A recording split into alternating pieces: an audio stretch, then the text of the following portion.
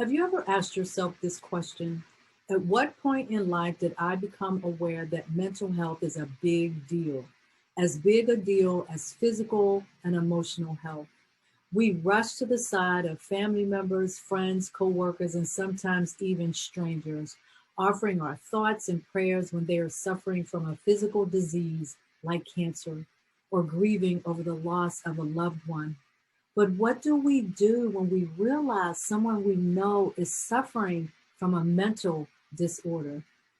My name is Anita Russell, and my personal journey is a real life answer to this question, beginning with my own childhood trauma. Life sucks is an understatement when I recall my own adverse childhood experiences beginning in September of 1962. In this time of life, as a 5-year-old, I watched my sister die after being hit by a car. I was molested, and I watched my home burn down, leaving us temporarily homeless.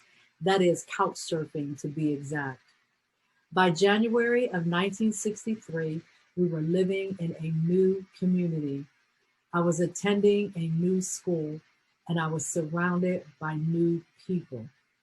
Unbeknownst to family members, though, I was stuck in a dark place under what I came to define as a spiral staircase in the space of childhood depression.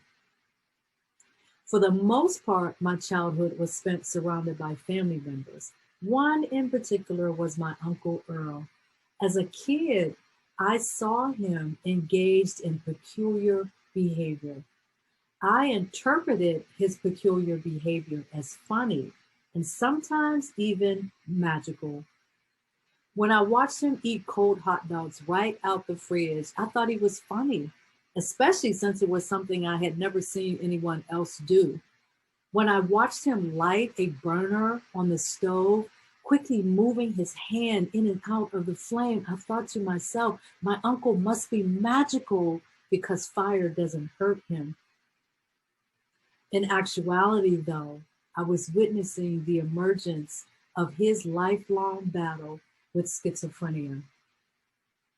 The person who kept me connected to my Uncle Earl was my mother.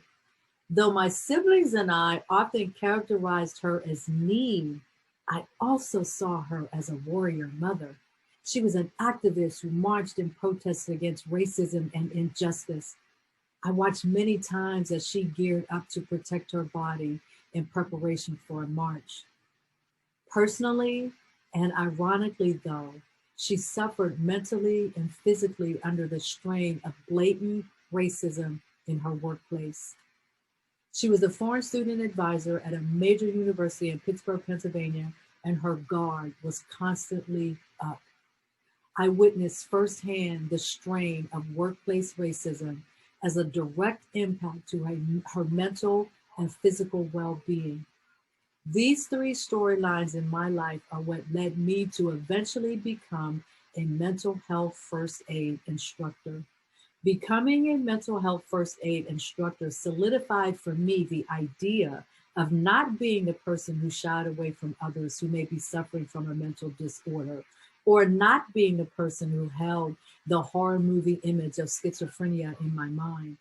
For that, I am truly grateful to my Uncle Earl and my warrior mother.